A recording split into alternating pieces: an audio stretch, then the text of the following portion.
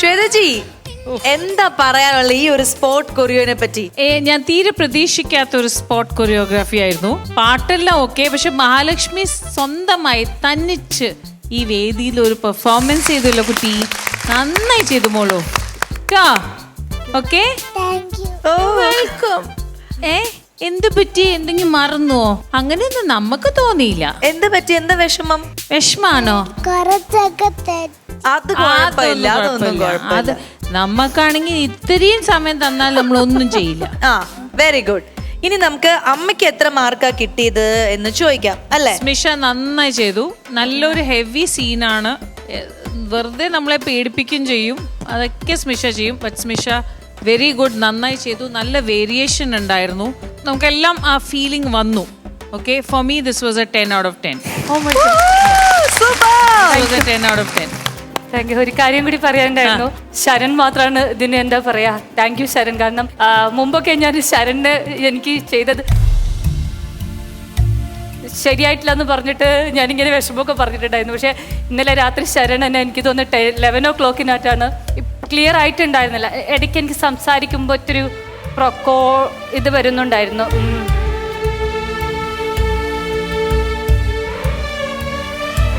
You know, I'm so proud you're here. You make me feel so good. You make me feel I'm like നമ്മൾ ആരും ഒന്നും ചെയ്തിട്ടില്ല.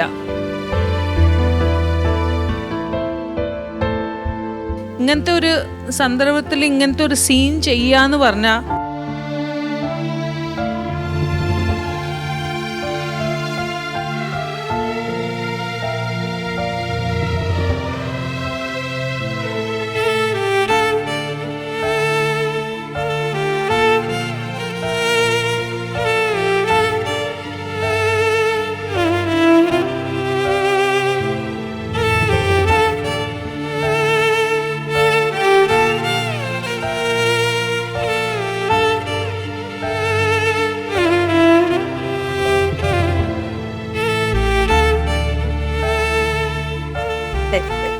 Okay, എന്തായാലും ഹാപ്പിയായി.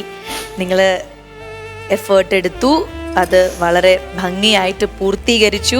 ഈ പെർഫോമൻസ് കാണുന്നവർക്ക് എന്തായാലും മനസ്സിലാവും ആ ഒരു ക്യാരക്ടറിന് ചേച്ചി കൊടുത്തൊരു ഇൻപുട്ട്, ആ ഒരു ഡെപ്ത്. താമരൂട്ടിയെന്നുള്ള വിളിയിൽ തന്നെ കുറേ ഫീലിങ്സ് നമുക്ക് കിട്ടും. അപ്പോൾ അത്ര നന്നായി പെർഫോം ചെയ്തു. ഇതിൽ നമ്മൾ വേറെ ഒന്നും നോക്കുന്നില്ല, നിങ്ങളുടെ ആ ഒരു ഹാർഡ് വർക്ക്, നിങ്ങളുടെ ഡെഡിക്കേഷൻ, പിന്നെ എന്തോ ഒരു ദൈവത്തിൻ്റെ അനുഗ്രഹം നിങ്ങൾക്കുണ്ട്. അതുകൊണ്ടാണ് നന്നായി ചെയ്യാൻ പറ്റിയത്.